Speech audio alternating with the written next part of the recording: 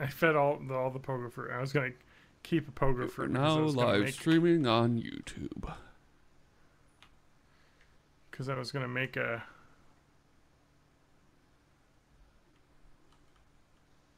additional, make a pogo fruit farm.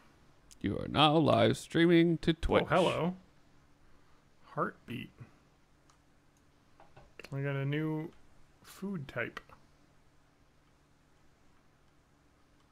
Heartbeats. Heart beef.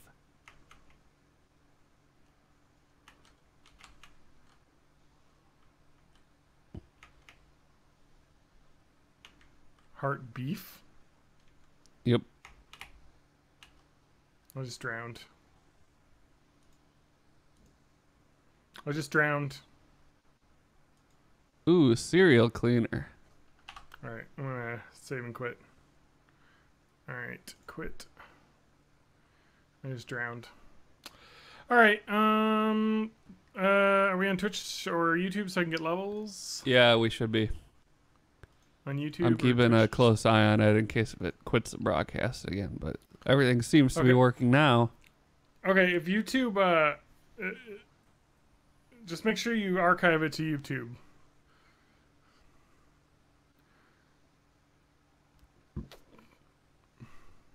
Alright, this is John talking at his voice, and Matt, can you go next? And this is John Olmeyer, sorry. Talking at his voice. Yeah, I'm here too.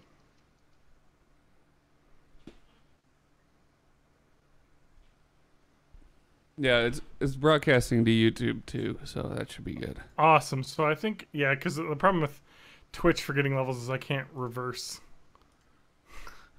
Whereas YouTube, you can track back during the live stream.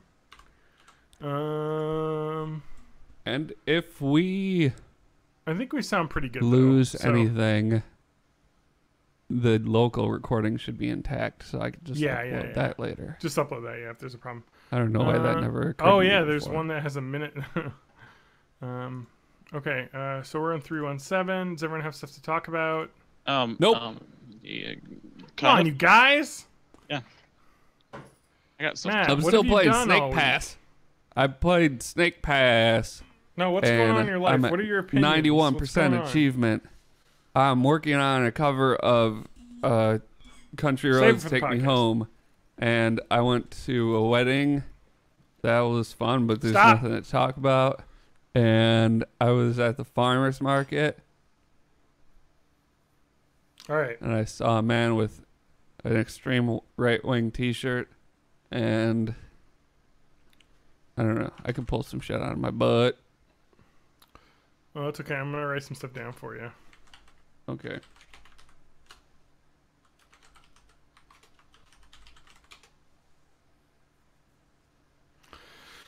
All right. I am going to grab a drink of water because I finished my lemon lime Sprite. And I need to go. And I'm going to need to drink. All right. Get drunk. BRB. John's gonna get drunk.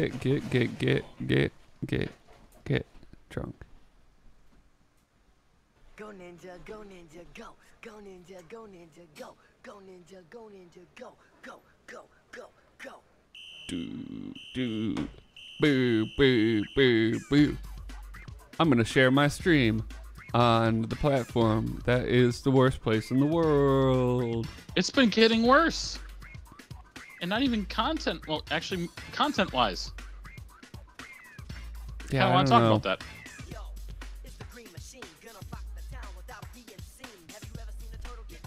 I've seen fewer, like, obvious bots, but it's still, like, a garbage outrage machine.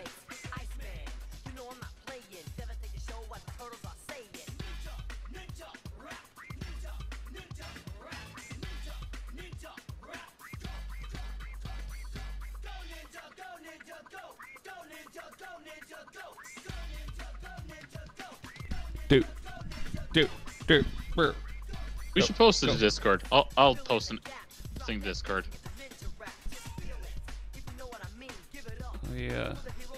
wonder if there's a Discord integration for XSplit.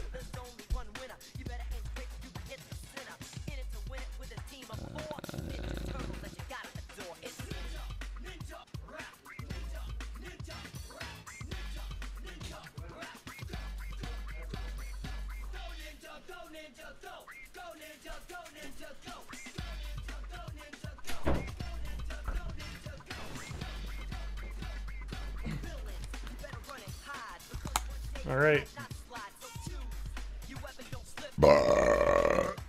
Burp. All right, I'm ready.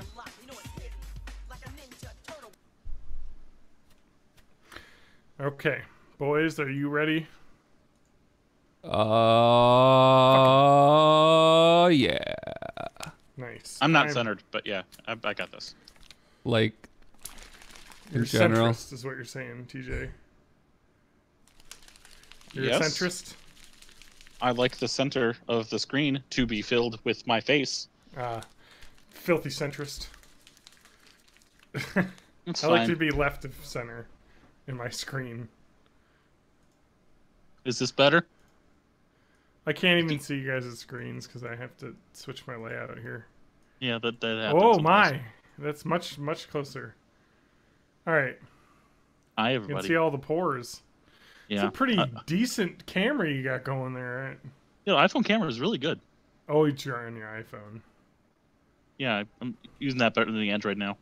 Hey, check this out. Ah! Gotcha. All right. I am ready to start. Oh, I my got eyes hurt. I got a new slime trading card. Oh, yeah. I have 3 of the same kind. Ooh. That's great. Slimes. Yeah. Don't you love it when you get Steam That's pretty- trading cards and you get like 7 of the same kind, and you're like, Yeah, I don't know what. I don't like. I get Steam trading cards and collectibles and shit, and I don't really know what I do with them. Do I just All look right. at them? Do I admire Yeah. them? all right, Okay. let's get started. Welcome to Born in the 80s, episode 317. I'm your host, John Rowe, joined by my co-hosts. Matt Haig. And TJ May.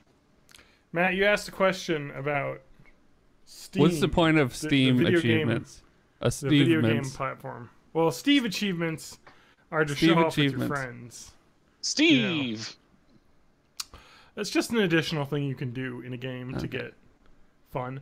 Also, Steam achievements are a thing that is gamed by lots of games on Steam that get on the marketplace where you just play it and it gives you like 1,000 achievements because it's like a way to like game your achievement yeah. percentage. No, like the play achievements, I get that, but like whenever I'm The like, trading you have a cards? new, you have a new item in your Steam mailbox. Like, I Yeah. don't.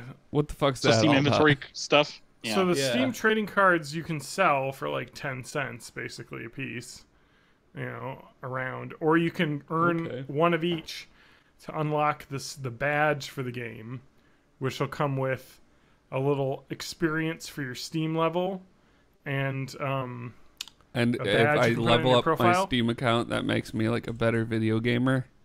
I get increase my video game player stats. yeah. I mean, it's just another game you can do. Is like Okay. increase your Steam profile and get Game your stuff. game. It's all metagaming. Yeah. It's what I was doing with my Persona 5 New Game Plus. Is I'm trying to get all of the PlayStation 4. They call them trophies.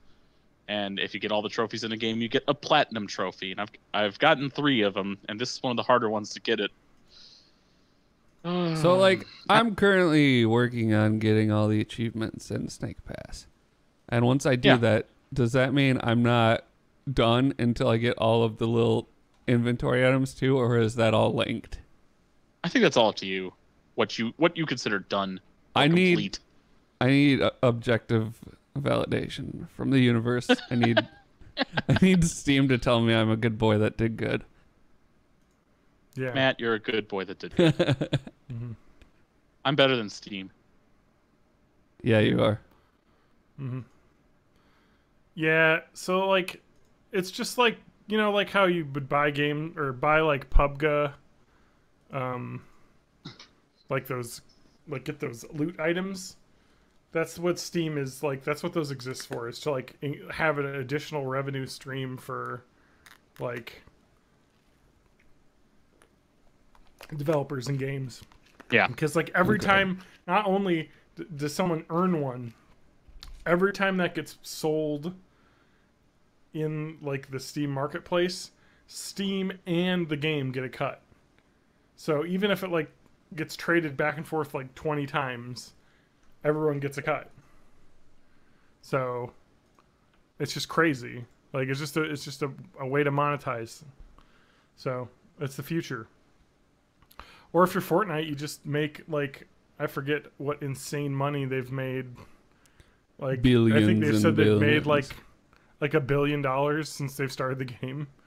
I'm not which surprised. is just insane. Yeah. Sorry. I have I just opened up PUBG because the Twitch right now, because I was on Twitch and there's like free gear you can get through Twitch again. Okay. Yeah. And Is that the and Dead Mouse bundle? yeah, I got that, I think. But I don't know how to like get it. Like I should have gotten it, I think. But I don't know I how don't to know. get it now. I hooked up my Twitch account to get that like Twitch logo shit. So I would assume that all stays connected. Yeah, well, I don't know. It's okay. Start PUBG and sign in. In the upper right corner, click on the Twitch glitch icon, and I love that that's like that like Twitch icon is called the glitch icon. They have like a name for it. Got it. So you want to go to store inventory. Okay. Store. There we are. Got the dead mouse crate and the. All right, guys. My Amazon Prime Day dead mouse crate. Let's see what I get. Ooh. Drum roll, please. I I got. Okay, dear God. I got a bunch of shit, and the Spa Day crate. I got. Remember back in PUBG, Matt, when like the only items that existed were like that player unknowns like jacket, and it was like $700. Like people were selling it for. Yeah. I was like, are you fucking serious? Oh, I got my spa robe. My Twitch. All right. So how much can I sell this fucking stupid dead mouse hat for? Is all I want. Is like how much? Price is Right rules. Come on, Matt. I said 15 cents. Anyway. 12 cents. All right, I'm done playing. I literally just wanted to do that because I needed to unlock those. And I was hoping to earn something because, like, literally, Matt, this is gonna bring it all around to where we were. The only reason I ever get any of the like items on Steam is just so that I can sell them and get money so that I can buy games with them. You know, because you know you get like 50, 10-cent little cards. You know, that's $5 off a game.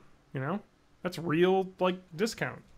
I should look into that because, like, yeah, I guess there's a revenue stream that I haven't been taking advantage of. Well, like if you're not going to use them, No, you might as of well. course not. Fuck no. I like to collect the badges every once in a while for certain games, just cause.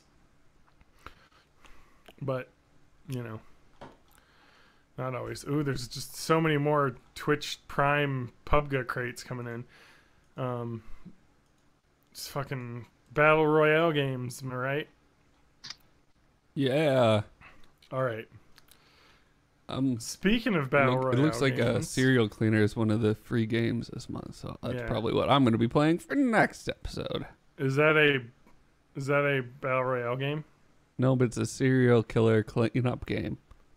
Oh, It's kind of like there's another game like that. I forget what it's called. Oh, Viscera cleanup detail. Yeah, I think it's kind of like that. Yeah, where you like have a bunch of like body parts to put in bins and then scrub the floors and. Oh, okay. Just like real life. Yeah, you know, just like what I like to do in real life. Serial cleaner. Let me click on that. Oh, but this is like different. This isn't like 3D like that. I mean, it could be really great. I'm just saying it's not 3D. like viscer cleanup detail. Man, I got a lot of free games through Twitch, huh?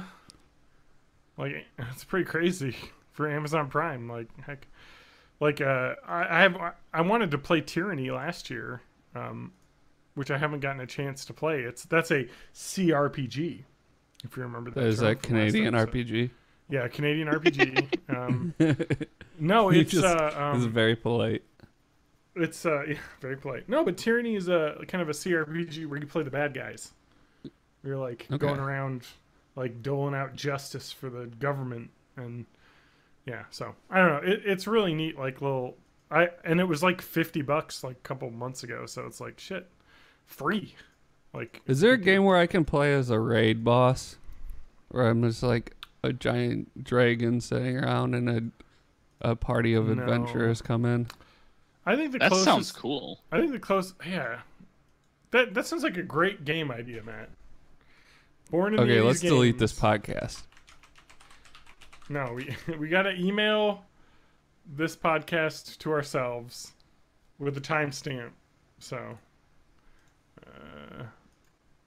oh, here we go. Actually, Matt, I've got it for you.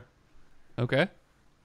So on the free to play hero, I'm trying to describe what this is. It's kind of like a MOBA, but a first person or third person action game MOBA.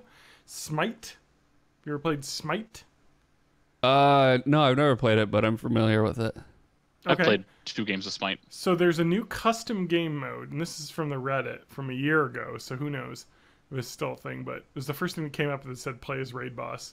There's a new type of custom game mode has become popular in the Smite community called Raid Boss, which is a 5v1 asymmetrical deathmatch. The idea is simple: 5 weak gods versus 1 powerful god, but many people are joining lobbies without knowing that the rule. Oh, so this is just like a community created game version. Oh, so really, the actual answer to those is those asymmetric games like oh yeah, Friday the 13th, or Evolve. Dead by Daylight, Evolve. Yeah. I guess what I'm thinking of is almost more like a raid, like You want a like wave 20 shooter, people trying to take you down. but not like like- real people, just like an AI party of like one's a cleric and one's a tank, but that's almost like a wave shooter. Yeah. That's like a Apparently, legitimately there's interesting idea. an for a iOS game called Like a Boss that might be something like that. Okay. I mean that kind of reminds me of like Dungeon Keeper, you know, where Mhm. like you're the like guy creating the dungeon that the heroes have to try and make it through. Mm-hmm. And there's also the in a game I've been playing lately, Hyrule Warriors. There is a mode you unlock called Ganon's Fury, where you do play as the ultimate beast form Ganon and just take down everything, I adventurers, enemies, and all. want to play as a chicken in the Zelda universe. Oh, that mode gets unlocked as you play through that. Oh, Where you play as a really? where you play as a gigantic version of the chicken. Yeah. And then if you get hit, all of your friends come and avenge your death. Yeah, and then there was the game Evil Genius, which came out like in like the mid 2000s, where you play like a Dr. Evil type character, where you're creating your like evil like facility, you know, in like hidden in a volcano, and then occasionally like a James Bond type character, or like the FBI will try and raid your place, and you have to have like loyal minions trained. And by that I mean the minions from the Minions movie. No, that'd be a good mod though. I wonder if that exists. I'd like to role play as a minion. That's my life. Just like one low level orc peon in the giant army. Yeah. Yeah, that's what you want to be. You just want to be one of the faceless orcs that gets mowed down by the heroes, you know. I'm trying to think. That's like just playing like Arma. Not Arma. I'm just trying to think of a game where you're just like kind of one piece of a giant cog. You know what I mean? That's one thing I really like about actually playing about like NBA, like 2K games, my player mode. Oh It's yeah. like you just play one player on the team. You know, you're not controlling every single shot. So it's kind of like, oh, the game could be out of your hands, like you could lose the game because they didn't put you in enough or didn't pass you the ball. And you just feel like you just stay in your role and do your job and maybe you get better. I don't know. Interesting thought. Thanks, Matt. Some insight into You're welcome. Matt's thoughts about how games work. But I just wanted to talk about the culling 2.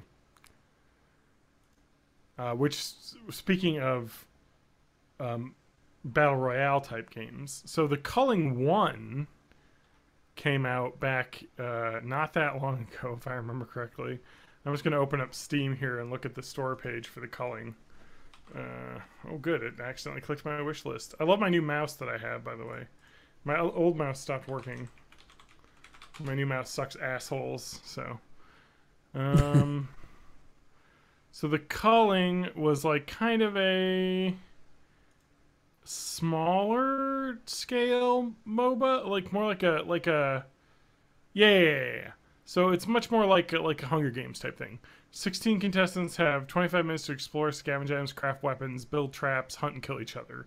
So it's kind of like a small scale Battle Royale where you're on like a little island and you gotta like survive and craft and just really quickly, like maybe a Rust but in 25 minutes.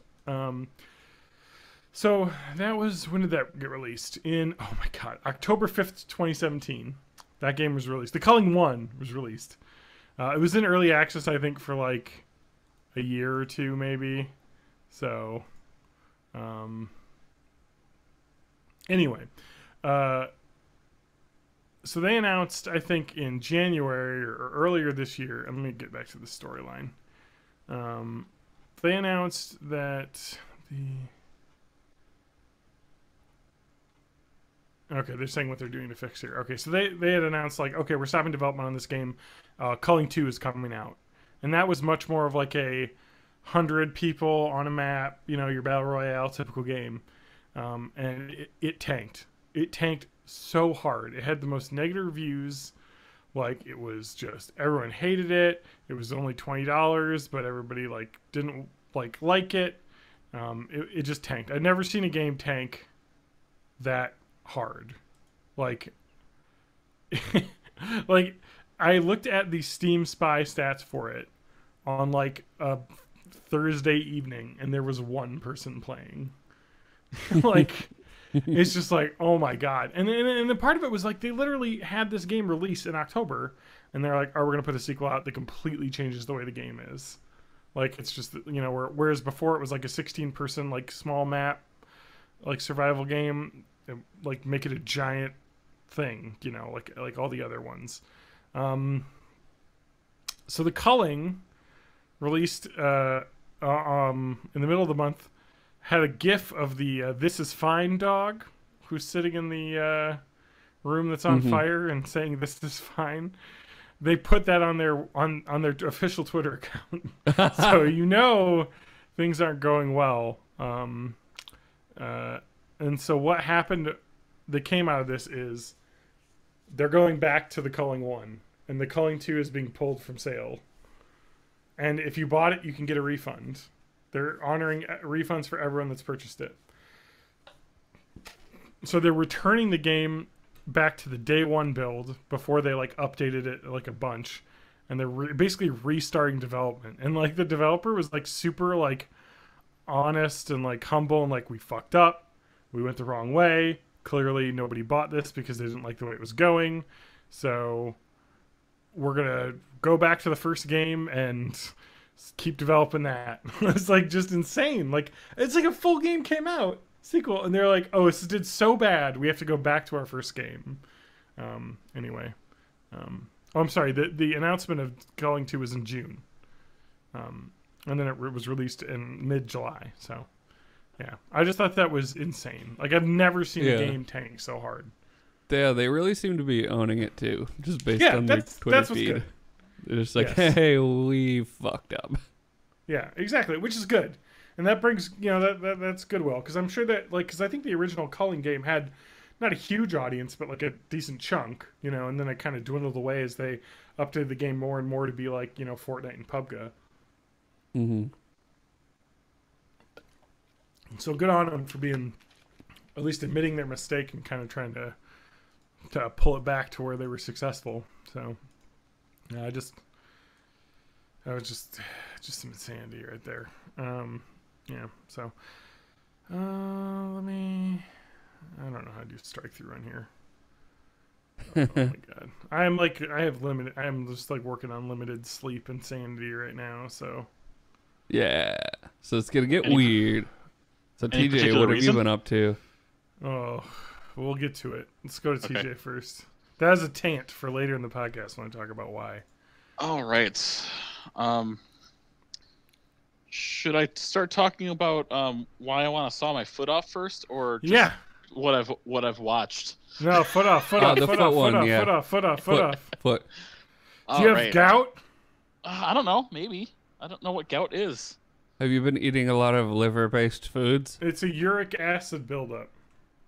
Ooh, that's all I do is drink urine. Well, all right, TJ, I'm your doctor. I'm going to diagnose you here. All right, so describe your foot situation. This has been an ongoing issue, but it's been very mild, and it's been working its way more severe, and more severe. So the foot equivalent to whatever bones lead up to your fingers, like right at that spot. Yeah. On my right foot only. Just from the impact of stepping and walking and whatever all day, that bone feels like every time I take a step, it feels like I'm hitting it with a hammer. And I don't know if it's just my shoes are so bad, whatever, but if I try to squeeze it, it's pain. Is there any swelling? Not that I know of. It doesn't look like it at all. Now that I'm looking at them side by side, I don't see any additional swelling or additional redness at all. When I'm at home and I'm off my feet more, it starts to subside a little bit. But then when I start working and I'm on my feet and I'm moving and I'm stepping, it just gets worse as the day goes on. I mean, I don't know what the feel of. I don't think there's any sort of fracture or anything. But it's definitely. I'm squeezing it right now and it's hurt. It hurts really bad. Well, TJ. TJ, urate crystals. That's it. Not uric acid in your blood, high rate creates uric crystals in joints, particularly in the large joint of your big toe on one side. Oh, it's definitely not on the big toe side. It's more the middle. Well, yeah. Typically, it can affect any joint. But do you have any toes going off at strange or unusual angles? TJ, I mean, yes. Yep. Well, yes, that I know there's so many joints in the feet itself, just because you've got all the, it's the tarsals and metatarsals. Yeah. It feels like it's in the metatarsals because it's definitely not the phalanges. It's not the bigger foot bones. It's not the tarsals. Here we go, TJ. Let me just say this. Okay. Risk factors. Diet. Eating a diet rich in meat and seafood and drinking beverages sweetened with fruit, sugar, fructose. Increased levels of uric acid, which increase your risk of gout. Also alcohol consumption. So, let's talk about, usually it happens between men ages 30 to 50. Here's some complications. People that have gout tend to get kidney stones as well. Okay. So there's a tie in there because urate crystals can also cause kidney stones, or the high uric acid can. Make would a symptom also be like random losses of grip strength? Like I've been dropping things. I mean that's. That I shouldn't be. That's just like joint pain from being older. Oh, it's not pain though. It's just. Yeah. This is the thing that you realize when you get past age 30 is you're just like, your body's just gonna stop working in some ways. Here's the thing, I've diagnosed you. You have metatarsalgia. It's a condition in which the ball of your foot becomes painful and inflamed. You might develop it if you participate in activities that involve running and jumping. There are other causes as well, including foot deformities and shoes that are too tight or too loose. So the symptoms are sharp aching or burning pain at the ball of your foot, the part of the sole just behind your toes. Pain that worsens when you stand, run, flex your feet, or walk, especially barefoot on a hard surface, and improves when you rest. Sharper shooting pain, numbness, and tingling in your toes. A feeling of having a pebble in your shoe. Kind of. And the treatment is rest. Yeah, it's just like a thing that goes away. You're really just describing the symptom, whereas John's trying to find the overarching diagnosis. That's right. Why? Yeah. What does algia as a suffix mean? I don't know. Because itis is inflammation. Yeah. Maybe it's like a strain.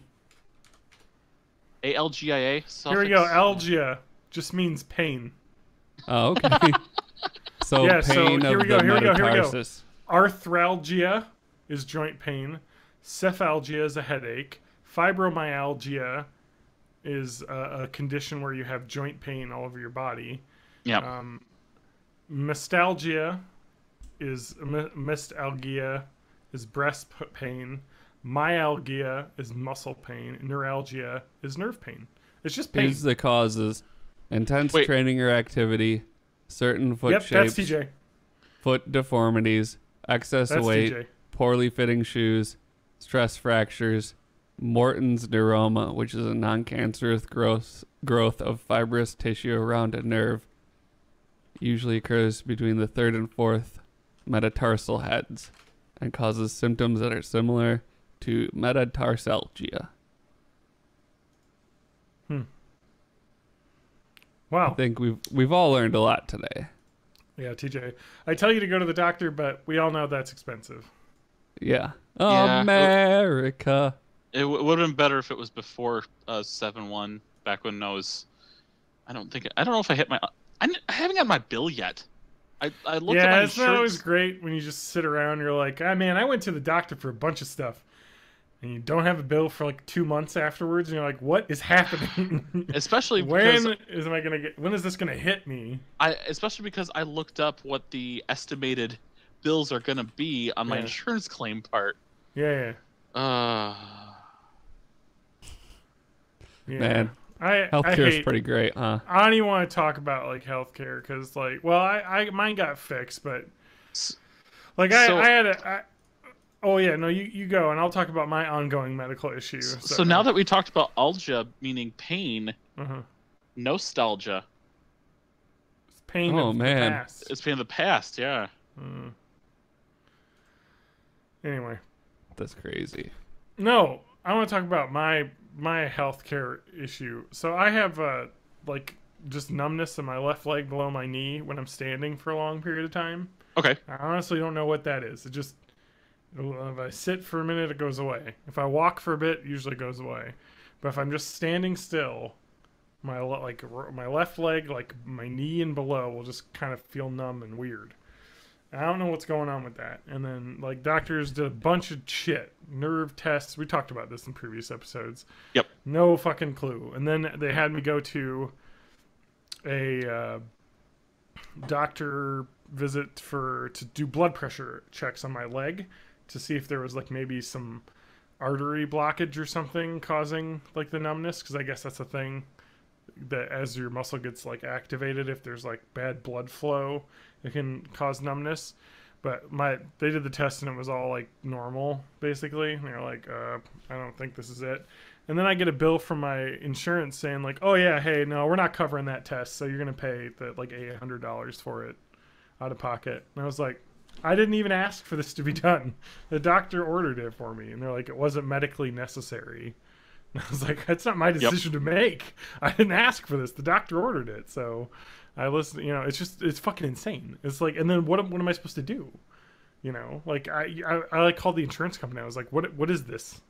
Like, I did like, this isn't like I'm getting out and like getting some fucking weird thing done. This is something they wanted to rule out before they like progress to another thing, you know. And it's just like, anyway. So anyway, I argued with my doctor a whole bunch, and I sent a bunch of angry letters to my doctor saying if you ordered this, it should have been covered. Like, why is this being ordered? And they said the neurologist said that you had to do this first before they'd see you. And it's just like all this stuff. And it's like, and then I get it. Like, I look at my account and the charges are all dropped. I'm like, whatever. Like, it's fucking ridiculous. Like, what the fuck, man? Like, like, if I would have just taken it and just paid out of pocket $800, like, because some fucking number crunchers at the insurance didn't agree with the fucking people at the hospital. It's just, it's so fucking terrible. Because they, like, the insurance company have like doctors that review the claims and are like, this wasn't necessary, charge them. And it's like, are you fucking serious? Like, you're like in my network. You're my in-network physicians. Like, I trust you to order the correct things because you're in my network. I didn't go out of network for this. Anyway, it all resolved itself because I angrily, like, talked to a bunch of people. Maybe not angry is the right word, but sternly suggested that they should take care of it, and it's not my responsibility to determine what's medically necessary. So anyway, now I'm seeing the neurologist tomorrow, so we'll see. Yeah, they didn't MRI my leg. It looked normal. So who fucking knows? It's not that bad. Like, it's just weird. Yeah. It's just a weird fucking thing. I'm like, I just don't know. It won't go away. It's been I happening have this since like November. weird issue where I sit, when I'm on the toilet, I sit and play games for like an hour and then my legs fall asleep. So we all got That's stuff. not really a weird issue. I feel like I think it's like a medical thing. I feel like you're just sitting on your nerves. Yeah. You know? He's sitting on my nerves. Yeah. Anyway, Oh, that's not good for you, Matt. you're By fine. the way, it's sitting on fine. the toilet and- It's fine. Your butt can I'm just fall out. saying, if you want to I get heard it. hemorrhoids, that's the I way to heard do a it. story about a guy's butt fell out. I 'cause don't there's- want to ever think about butts falling out. No, it's fine. Should we do the first ever live on Twitch Goatsy? I'll No, volunteer. we'll get banned. You've seen what Pink Sparkle is doing. We're fine. Oh my god. Oh man, Yeah, I wonder so if it would medical issues be. are fun. I wonder if you could like live stream a colonoscopy or something. I bet you could do that. Does that That sounds violate the great. terms and service?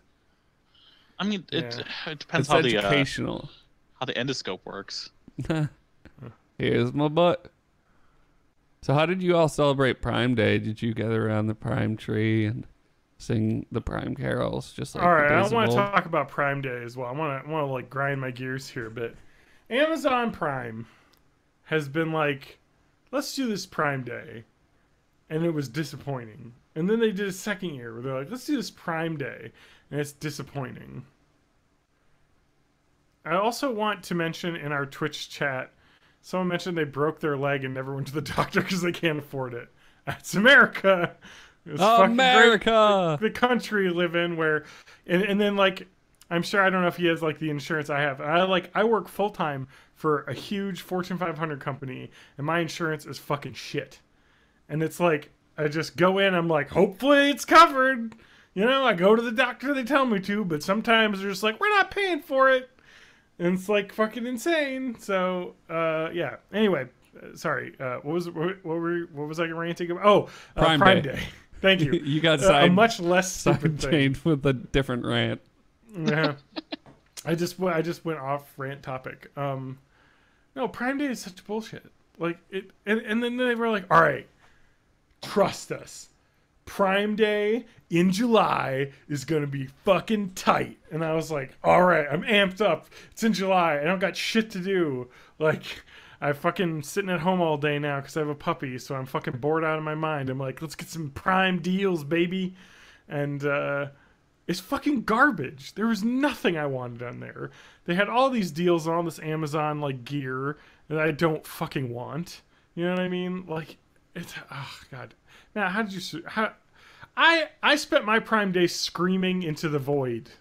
Is how I spent my Prime Day. How did you spend your Prime Day? I spent my Prime Day. I think I bought some LaCroix at Woodman's, and probably like some Yes. lunch meat or something. That's good. That's a good way to spend your Prime Day. Oh my god! It's just so. You didn't feed, And I you didn't don't feed think. the Bezos. No, I don't think like so much of Amazon stuff is third-party sellers. Like they can't really Yeah. do crazy They're an aggregator. sales. They're an aggregator first. Yeah, like I've kind of slowly soured on Amazon over the time because like I bought a garden hose through Amazon from this seller, and it was like a collapsible garden hose. It had like 30 reviews. It was like 4.5, 5 stars, and I was like, awesome. I need hoses for my yard, you know, because I got to spray plants and whatnot, and it broke after like a month. Yeah. In the inside of the hose, it just There's broke. a really great Every Little Thing episode on like why, like what changed with Amazon, and it was they. Can you explain what Every Little Thing is? Because I have no. It's a podcast about just like random little topics, and then they'll like dive super deep in depth researching it. Okay, it's like cool. a Gimlet Media show, so it's very well produced. But awesome. Basically, yeah. Basically, they were like, "Oh shit, we have to try and compete with Alibaba now. So let's relax the rules on like what you can have to do to be a third-party seller." Yeah, and that just opened up a lot of these companies were Chinese. Yeah, this is a Chinese company that I got it from. There's just this fantastic tradition of like review gaming and stuff. Yep. Like this is literally what happened. There are companies over there that are just absolute pros at it. So like Amazon was not prepared for the onslaught. Yeah. I mean, I can explain like exactly what happened here. So it had like 4.5 stars, like all looked good, everyone's like it, and then sure enough, a month later, you go back and it's got like 2 stars, and every review is this broke immediately. It shipped and it was broken. This broke after just like a few months or like a month of light use, and it's just tanked. And then if you search the item, there's another store page with the exact same item that's worded slightly differently that has 4.5 stars from the same seller. It's like they're just pumping and dumping each like SKU of this item, and you know, like putting a bunch of fake reviews in, and then a bunch of people buy it and put reviews in because, or they're stupid and put a review in like within like a week of buying it, and it still works. and then people come in. So I put negative reviews on every version of them that they sold. I said this is a copy of another item that's broken. Clearly they're trying to game Amazon's system. I sent an email to the seller page, like all this stuff. It said it had a warranty, lifetime warranty or some bullshit. And it said, and then Amazon's like, oh, for the warranty, contact the seller's website. There's no website for this seller. Like I searched the company, it doesn't exist. Like that makes this. It's just like insane. It's like, who would put this on their fucking shelves? It is a fucking scam. And so I got like on a rant with like a chat message with someone, and I was like, this is just broke. Like it's stupid. The guy's like, well, we're gonna put a one-time exception to allow you to return the broken item and get your money back. And I was like, okay. But like you need to like not let these sellers, you know, prey on people and game your system. And just that bothered me so much. And it happens on Amazon all the time. So when I end up buying something, I end up having to like pour through reviews, do a bunch of research, look at the seller page, like and do all this like research to make sure I'm not getting fucked over. And that's like making me not want to buy stuff on Amazon now. Yeah, it makes it. It's like it removes the ease that like made online selling the juggernaut it is. Like it's just so easy. Yeah, everything in one place, and now it's like and buy a fucking hose. Yeah. Why do it on Amazon? Something. Yeah. Like it might cost $5 more, but I know it's gonna work, and they'll fucking take it back. You know, Amazon's gonna for like me, say, Amazon's going back to just exception. being a bookstore. Yeah, like all I buy is books on there now. Really. Yeah, I think I bought a pure water filter. Well, I was gonna say I'll buy like name brand stuff that's from like the name brand seller page. Yeah, but like any like weird thing, I'm going in expecting this to not be good. Like I have low expectations. I'm like, I know this is shitty. So like if it's just like a charge cord or something. Yeah. I haven't heard of anything being like a straight up forgery. Like where they'll knock off and then like fake the box art and stuff. So hopefully until until that happens, it's okay to buy some stuff as long as you can recognize it. Hey, TJ, you know what's great? What? The NES Classic is back for sale. Yeah. And now Amazon is full of scalpers trying to sell the NES Classic controller. Yep. It's like all these fucking like third-party sellers trying to sell the like extra controllers for like $40 now because it only came with one. It's the most fucking heinous bullshit because Nintendo didn't put more of the controllers out, so all the scalpers just bought all the controllers and were like, "You want a second controller? You're paying out the ass for it." I went to a Target the other day and they had like 40 of them. Yeah, of course, because people are just preying on people that are too lazy to go check their GameStop. You know? No, the GameStops are out. Okay, fine, but like any like local big box store, you gotta look. They might have one.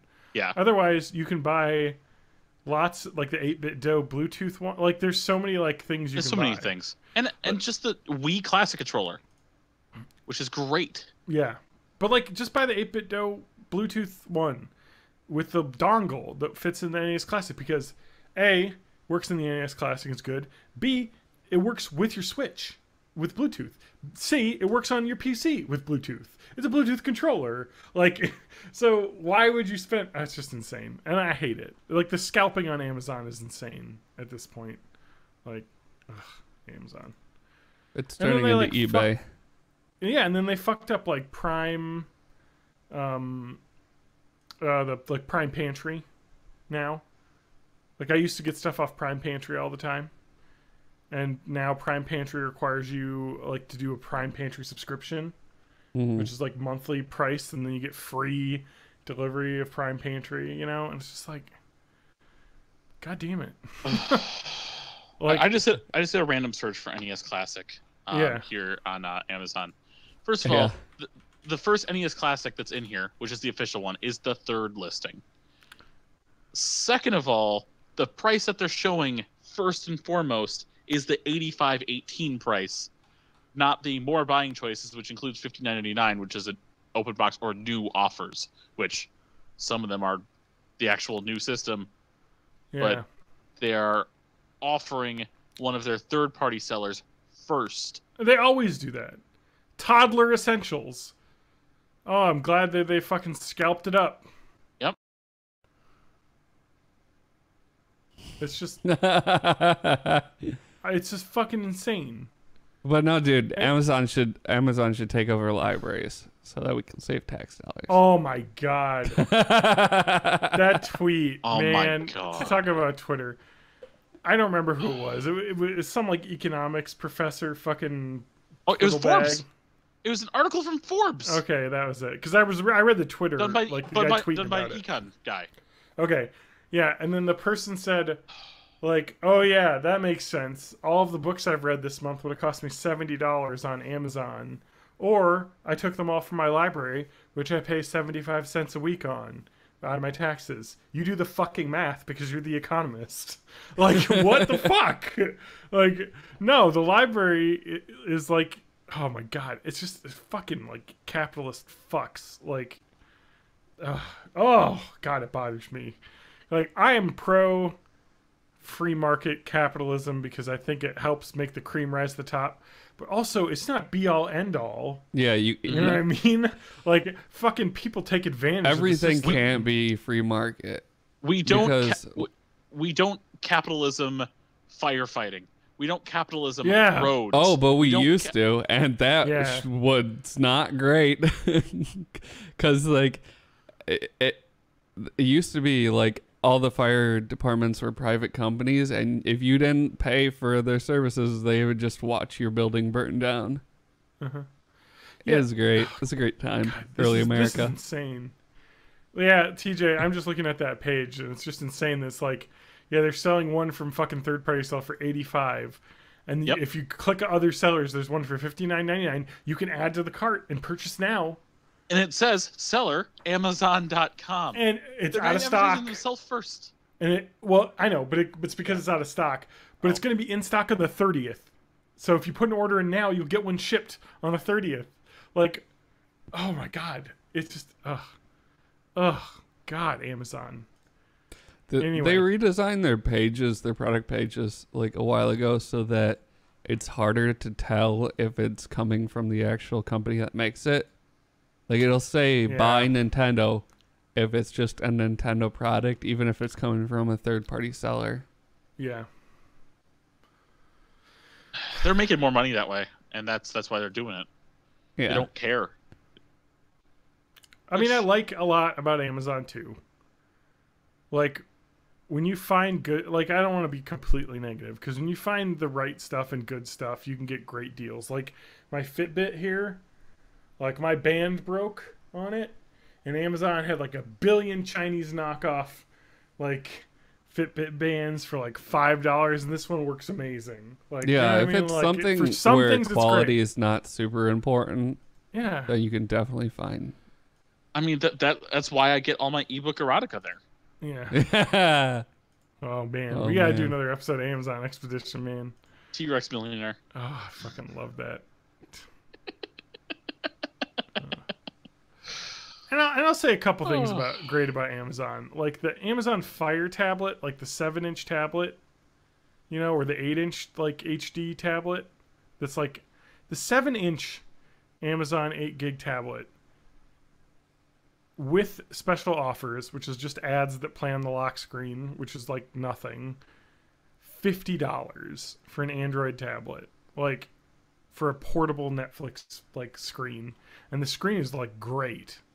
Like, and the battery life is great. Like, they make some really cool shit. Like, but also,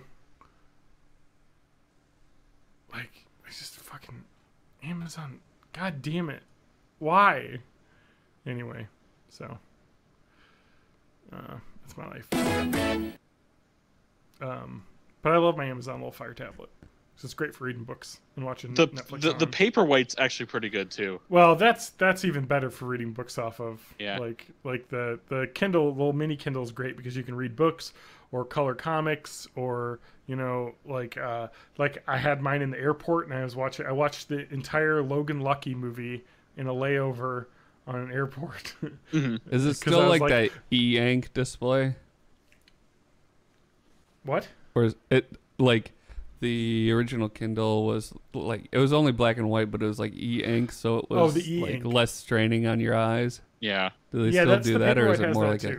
Yeah, the Paperwhite is so nice. It's so nice. Yeah, it has the e-ink, but it also has a built-in backlight. It's been great for manga. Yeah, I mean that's the thing. That's what I want to talk about. The Fire 7 and the Paperwhite, is the size of that is perfect for manga. Because that is the size of what... Because like, do I have a manga book? Kind of, yeah. I just rolled over something. Well, I have a manga here. This is a Dragon Ball. Dragon Ball Classic is so good. This is the Dragon Ball Classic manga. Let's look at it. Let me get a little boy dong here that you can look at. Yep. And the Twitch. Or some vagina. It was nice having a Twitch account while lasted. But like, if you look at these pages, like this is like a 7-inch screen though, like perfect. This is like a big sized manga. Yeah. But like it's just a perfect size for reading manga. A little bit small for comics, but you can like zoom in like pretty well and read anyway. So.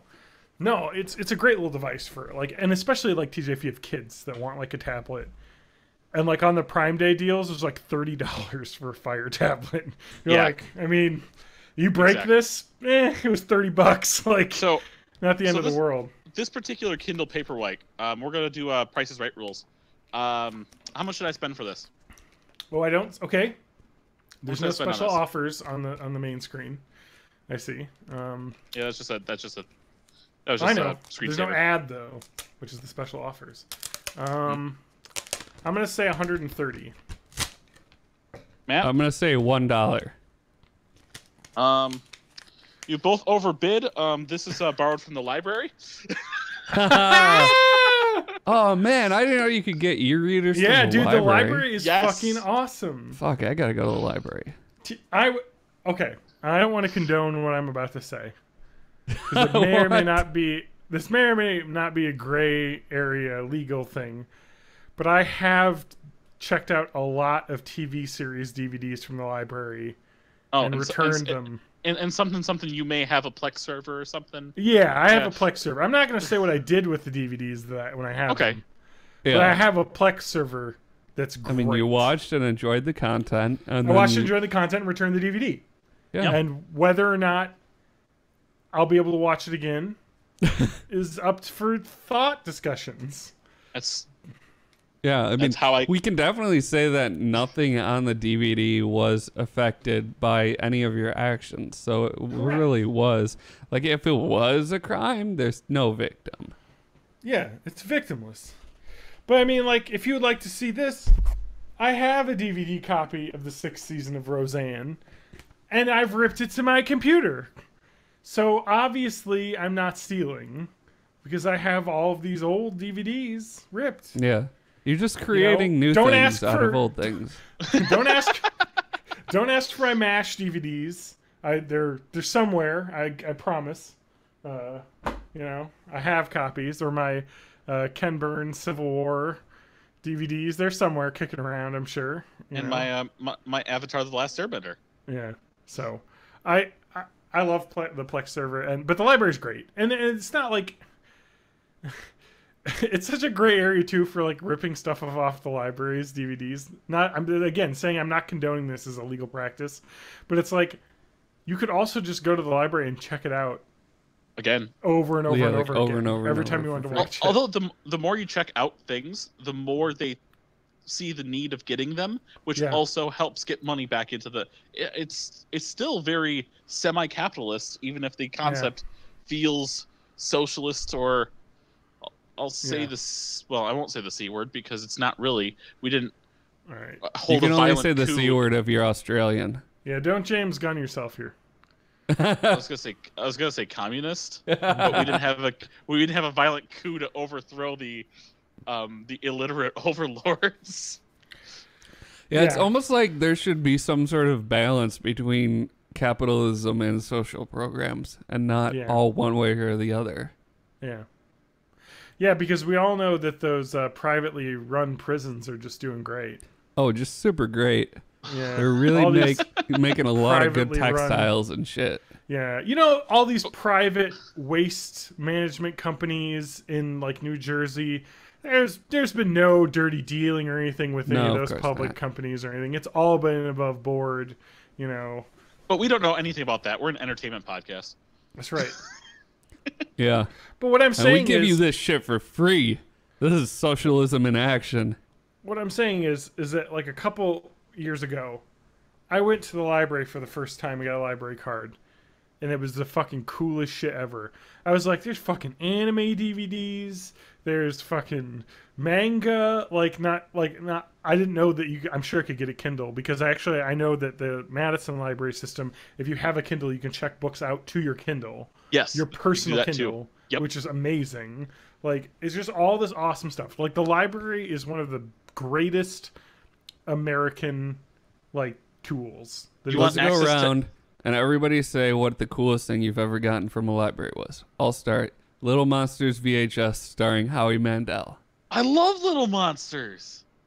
That's a great movie. It was, oh man, the VHS section of the Wanakee Public Library was my stomping grounds. It has both of the Savage brothers. Oh man, really? I didn't know I had the other one. Wait, it has Randy Savage?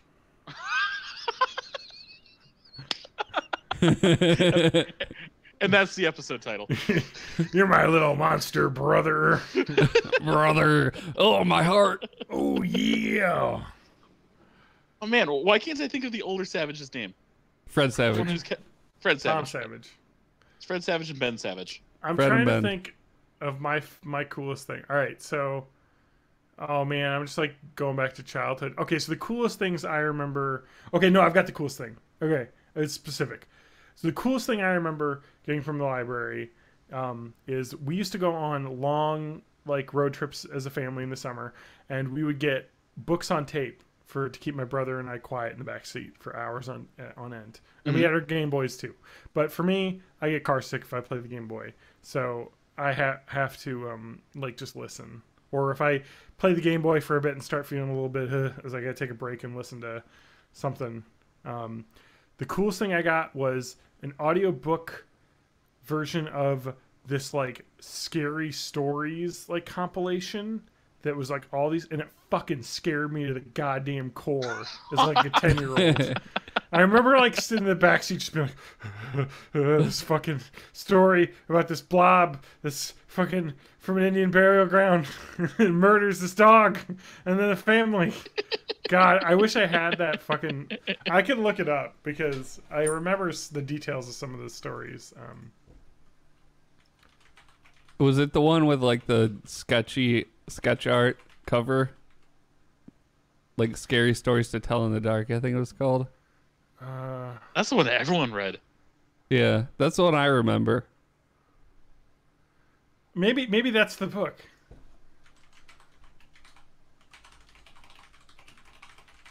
God, because maybe this is it. Anyway, I just remember. I just remember that like being like the fucking coolest shit. And, like listening to that, it was like.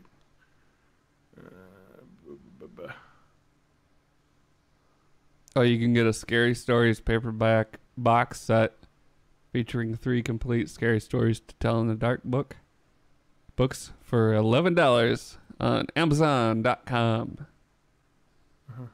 So this is gonna be lame, but I've got because mine more has to do with my college library.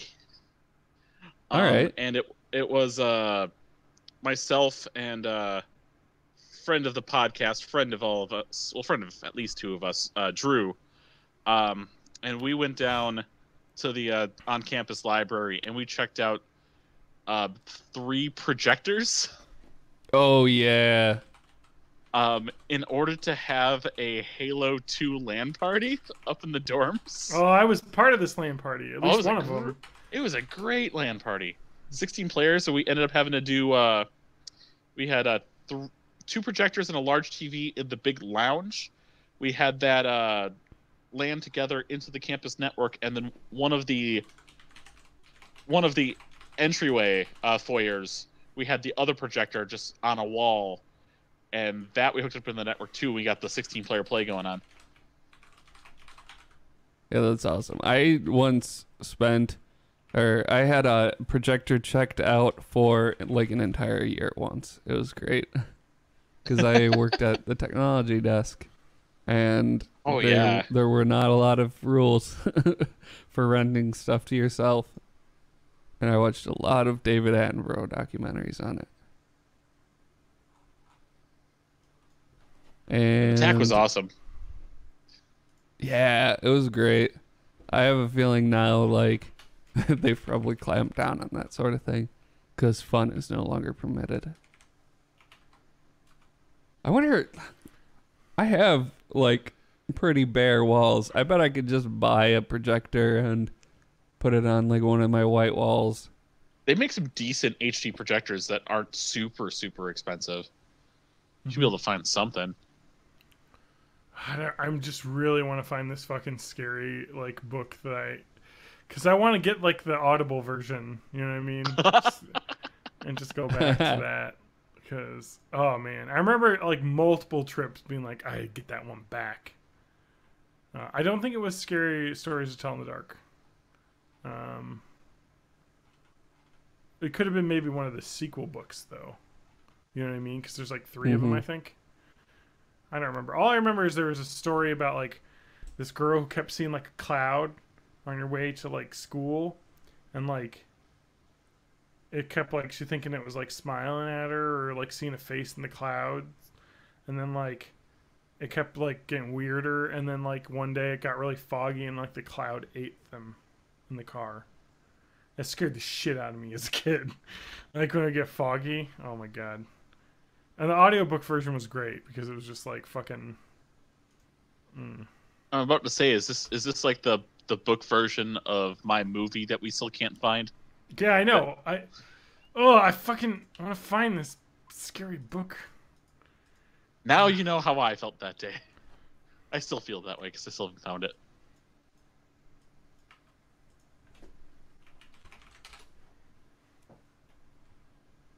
I mean, it's really hard to search for creepy stories because all you get is like a bunch of Fucking creepy pasta and stuff. It's fucking the worst. Ugh. I know we kind of touched, while you're still looking for that, I know we touched a little bit on Twitter shenanigans, but I want to talk about a couple other things that are just griping myself, that's been griping my head on Twitter. Well, first of all, I had some buddies that were trying to do that Amazon protests, especially around Prime Day, and and someone's like, I want to do this protest, but I really want to see what, there's this particular thing I know I could just easily find on Amazon and order. What should I do? I'm like, dude, just search it on Amazon and then go find the actual seller and buy it from them. Just don't use Amazon as your middleman on that. Yeah. But Twitter promoted tweets used to be pretty non-intrusive. Maybe 1 out of every 30 to 50 tweets. Now it's 1 out of 5. Yeah, it's getting a lot worse. What the heck is going on? Mm-hmm. I understand it's a free platform. I'll throw that out there. I understand it's a free platform. Yeah. I would gladly make it not free for me if I don't have to deal with these freaking promoted tweets. I want these ads. God, I want this fucking book, man. I wonder if if there was Twitter Premium and like you didn't get any ads and somehow they were, I don't know, somehow they were better at blocking bots and stuff. Mm-hmm.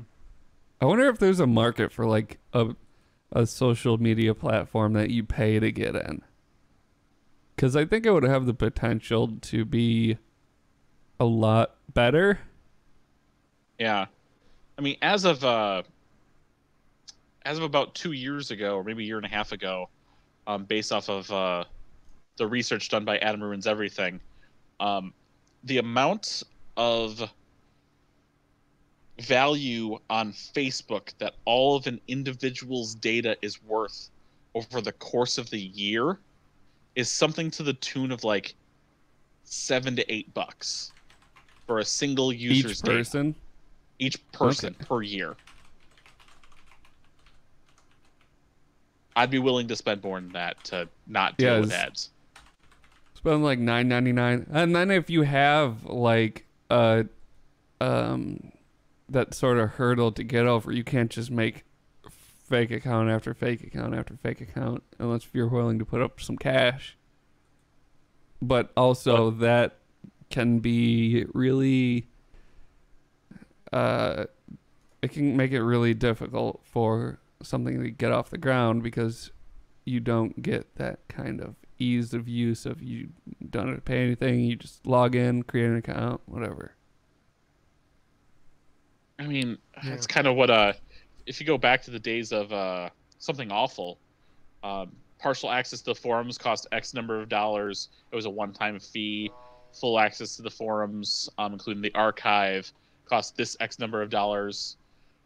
It was a way to keep the trolls out, which was nice. Mm-hmm. Mm-hmm. I think we should let's make a pay-to-use social media platform and call it Tweet Face. No, we might get sued. No Nazis allowed. Don't be an asshole social media account, and then you just pay like, we'll even take a loss. We'll get some angel investors, and it'll be like pay $2.99 for a year of access for the first year. Okay. So we'll do that. And then we'll become profitable over time. Yep, we'll do that. I've got an idea. So essentially, we're also going to keep the platform kind of clean, keep everyone nice, and if everyone's not nice, we'll send them on their way. We'll slap them away, and we'll be starting to create some sort of level of income and being able to stash that for us. Can we just call it the Spank Bank? Yes. Okay. There will be corrective actions, i.e. spanking for users that misbehave. And yeah, that's perfect. And also, if you're paying any amount of money, then you're probably going to behave yourself better because getting banned means something. Yeah. John's just off on his little search for his I've childhood. got to find a stupid children's scary book. We're creating the future here, John. This is exactly the podcast I was doing the same thing. I just, it's so close. There's a lot of stories about faces and clouds, but they're all like made up recently. Yeah, it's because I remember it's like a face and clown that came down while they were riding, and then like their car disappeared, and they were like eaten. Like the face hit the screen, and it was like a smiley face, and it turned evil, and then their like car like swerved, and then they were like eaten, and it scared the fuck out of me. And the problem with this is when you're trying to search for this, is that 9 times out of 10 you get fucking results that are like, this is a real scary like place and stuff, and like where you'll get like weird like, oh my god, if I had the fucking name of the goddamn like short story, like I might be good. But it's just like, Google, help. Find me this. And the problem is that like 9 times out of the 10 they're like, oh, you're talking about the you're talking about scary stories to tell in the dark. I'm like, no, that's the one I don't want. It's like that book, but it isn't that book. Also, there's a children's book that says it hurts when I poop. But anyway. Story of my life. That's actually a pretty good transition. While John's looking for that, I can talk about a new book I got called Does It Fart? Yeah. So, The Definitive Field Guide to Animal Flatulence. Let's just look up a random animal here, and we'll see. No, chimpanzee. Of course, chimpanzees fart. Okay, a sloth. What? Does it fart? No. What? There are 6 species of sloth alive today, all of which live in tropical forests of Central and South America. Sloths get their name because they are slow-moving lifestyle. However, it is not just moving through the trees that they do slowly. Sloths have an incredibly slow digestive system, and it takes them days to process their food, which is entirely made up of leaves. This has an interesting side effect. Studies have recorded sloths defecating as infrequently as once every 5 days. This is probably a good thing, as sloths often, that's really hard to say. Sloths often climb down from the canopy in order to defecate, putting them at risk from predators. Because of their leafy diets, sloths have very simplified gut flora compared to other animals, which means that they don't produce flatulence. In fact, trapped gas is dangerous for sloths and a sign that something is wrong with their digestive system or diet. What their gut flora does do, however, is produce a whole lot of methane. But instead of being farted out, it is absorbed through the gut and into the bloodstream before being breathed out. Sloths could potentially be the only mammal not to fart. However, it may also be the case for other less well-studied species, and also bats, see page 16, whose farting habit remains a mystery. Okay. And now you know. Do we know that sloths don't fart? No one has observed a sloth No one has fart? observed it. And Yeah, it seems there seems to be a physiological reason that they wouldn't. So, I've got an anecdotal piece that's related to this, and I want you to look this up. So, back in the mid-1990s, there was a television show on Nickelodeon called Salute Your Shorts, which was a tale of campers and their camp counselor, and a fun little sitcom-y in the old school Nickelodeon style. In one episode, one of the campers and the main camp counselor, Kevin Ugg Lee, swapped places for a day. I forget the name of the camper, but he was like the bully archetype. Butnick. Butnick, yes, it was Butnick. So they swapped places for the day, and one of the punishments he had the campers, including Ugg, do was fill up the pool bucket by bucket. And he's like, well, because he wants to go swimming. He's like, well, why can't you just swim in the lake? Because fish fart in it. Do fish fart? Yes, actually. Entry number 1 is the herring. Let me just pull that up. I read this earlier today. This is a really interesting one. There are over 200 species of herring, fish species in the genus Schiphoplia, worldwide, a couple of which have taken the art of farting to new depths. The Pacific and Atlantic herrings have both been found to gulp air from the surface of the water and store it in their swim bladders, later expelling it from their anal ducts, and in what is technically known as a fast repetitive tick, FRT. FRTs produce a high-pitched raspberry sound lasting between 0.6 and 7.6 seconds at frequencies between 1.7 and 22 kilohertz. Herring, which have particularly good hearing compared to other fish species, produce FRTs more frequently when densities of herring are together, and it is thought that they use FRTs to communicate with other members of their species. In this way, FRTs are used to find and stay close to other herring, especially at night when they can't see each other. So these particularly gassy fish use farts to form shoals and stay safe from predators. You might think that these raspberry sounds would give away a herring's location to hungry predators looking for a bite to eat, but due to the high frequencies of the FRTs, they are above the auditory range of most predatory fish. A secret fart code that only other herring can hear. Most marine mammals, as well as humans, can hear it though, and it is thought that this might be how they locate herring to eat. That's cool. They have a secret fart code. Hey, I wish I had that. It'd be a fucking... give me a bachelor's of fart English. I think I'd be You could able learn to do it. fart in Morse code. I'm never going to find this. No. I know 2 stories from this, and one is the fucking Indian burial ground house where like a fucking blob starts attacking the house. You're looking for a story involving an Indian burial ground? Okay, I know, it's that should be impossible. easy. But the other one was the like cloud coming down eating a kid. That's the 2 I remember most that scared me. And it's just impossible to find this. It was a short story collection, and there was an audiobook of it. And that's it, really. I'm sure I could find it. It's just gonna I've got it. I see the cover, and this is it exactly. Found it. Oh my god, that took forever. Cloud cover. That was the name of the story. Here it is. Here's the book. It's called Why It's Impossible to Find. This is the most generic fucking title. But I remember because it has a picture of a cat with its like back arched black cat. It's called Scariest Stories Ever. And it's an audiobook.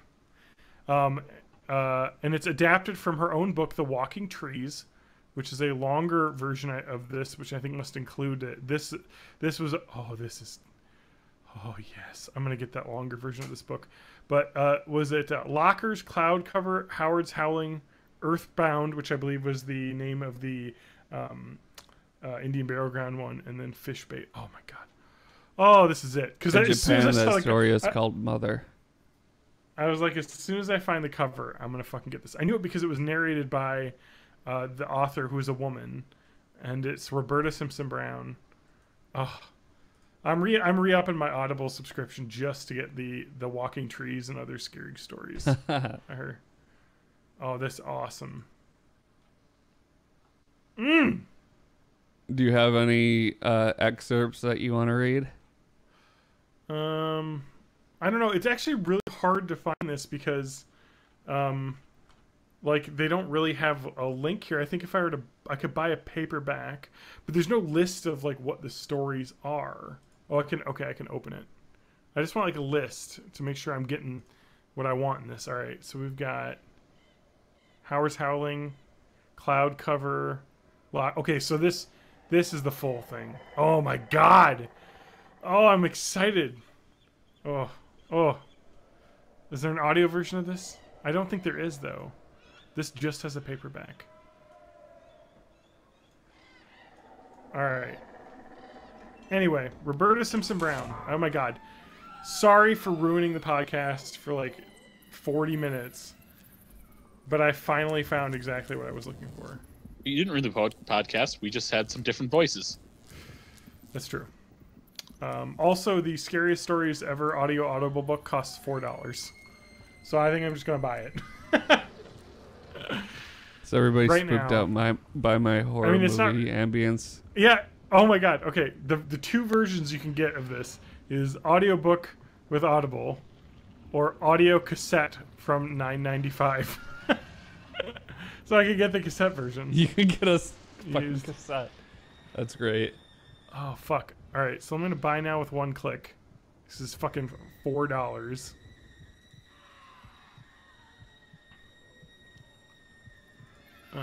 Sorry guys.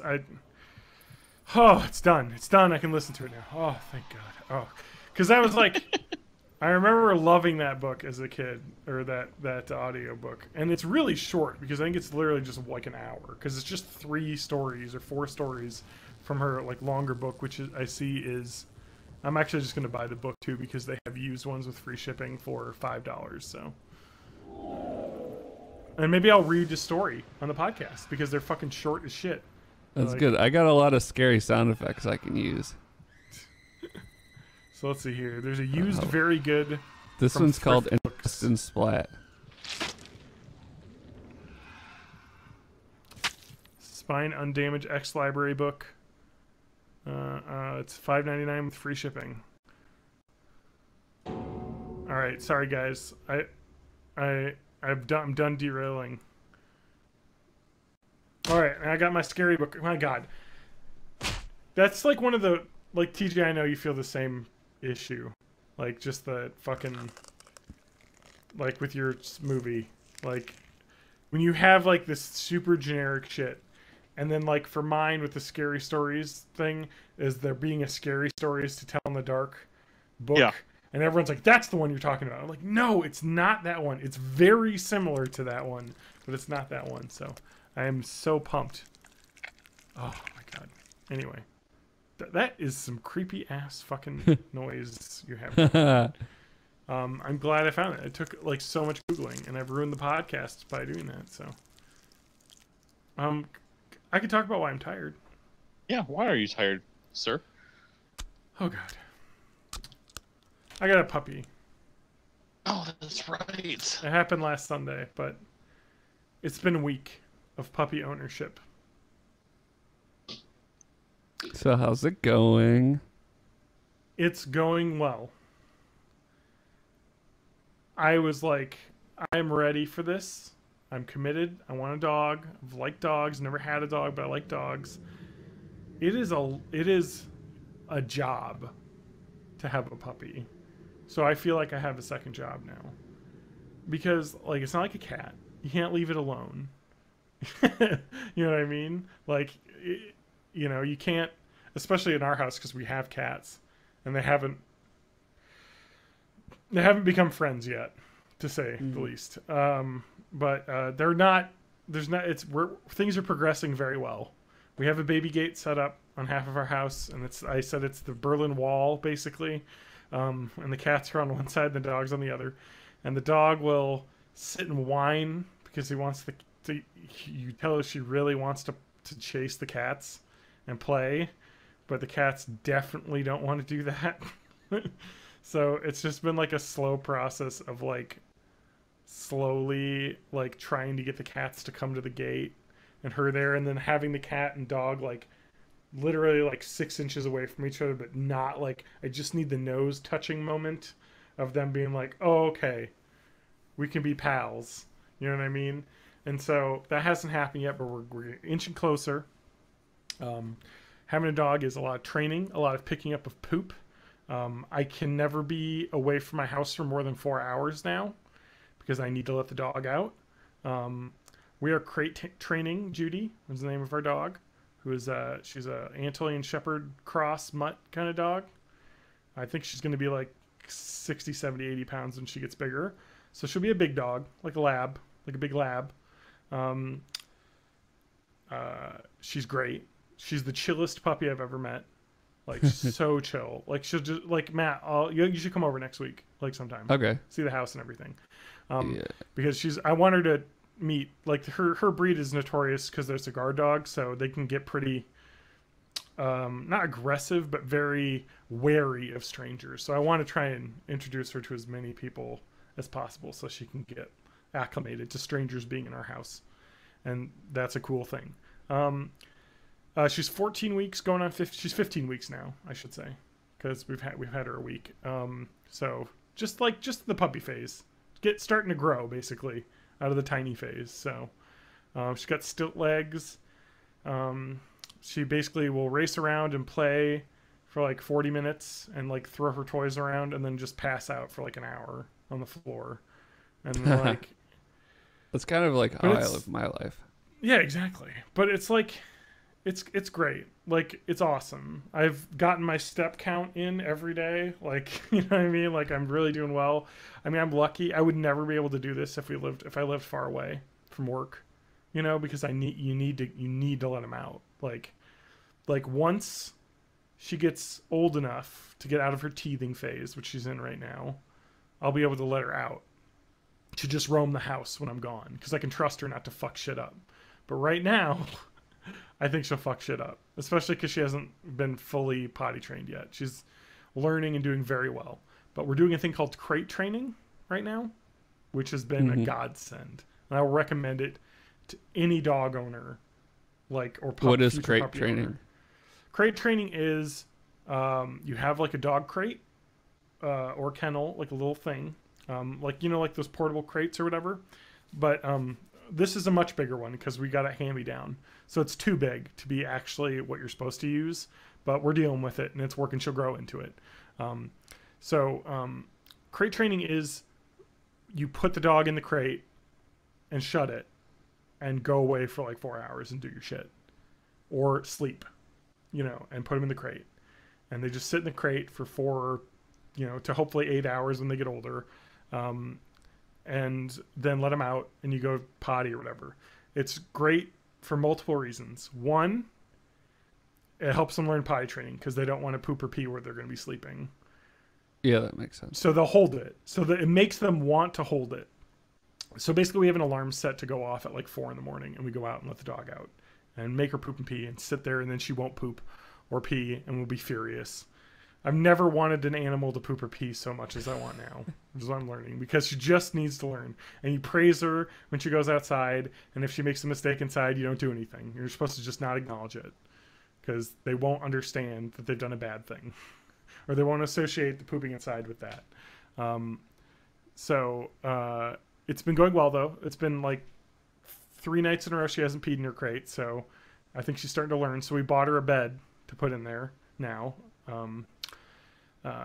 But she's been really good with it. Like I think she just goes in there and sleeps. So at first she whined for like 30 minutes in there when we shut it. And it's the most heartbreaking thing to do because it's just the most pathetic howling and whining. And it's just like, but it is such a good thing for your dog because she's already over it. Like now we'll put her in the crate. She'll walk in. You just say kennel. And she'll like, all right, it's time to go. Time to go to bed. I know. Or she'll get sad and jump on the couch and lay there and give you the sad eyes, and it's like, no, it's time for bed. And then you like walk her over there and say kennel, and she'll step in, turn around, and you're like, yeah, I'm sorry. But then I give her a treat, you know. We have a like a rubber treat ball with like treats in it, so she can like kind of lick in there and try and get them out, so she has something to put her mind on, and get bored, or to like help tire her out a little bit. So that's been going well. She hasn't been super whiny lately. It's been basically, but like after like a week, it's like, nah, she doesn't whine anymore. She like is like, and now when she gets tired, sometimes she'll just go in the crate to sleep. You know what I mean? Like it's the idea of the crate training is dogs are like a den animal. This is their little safe space in the house where when they get like things are loud or whatever, they can go hide in there.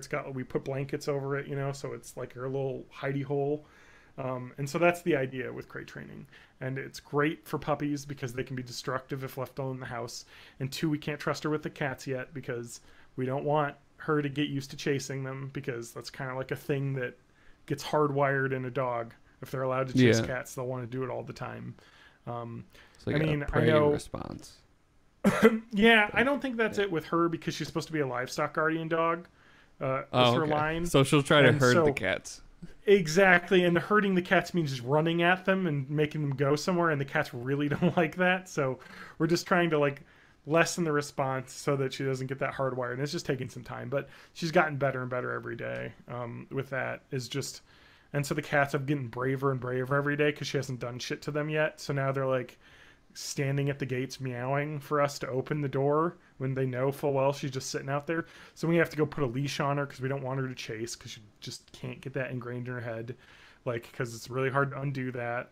Not impossible, definitely not, because they get smarter when they get older. And you can yell at them and they'll be like, oh shit, okay, I wasn't supposed to do that. But as a puppy now, it's kind of like free for all. But it's been going really well. Like, it's just a fucking, like, I just want to, like, no joke, first couple days, I was just, like, fucking exhausted. Like, and just, like openly weeping in my car. Because I was just like, this huge mistake is so much work. And it's not that. It's just I felt so bad because the cats were so sad. And I was like, they've been here for 8 years and I'm never going to see them. This is never going to work out. They're never going to get along. And it's all been wrong because every day things get better. But like, just that, like, and I understand, and I know TJ, I don't want to underplay what having children is like.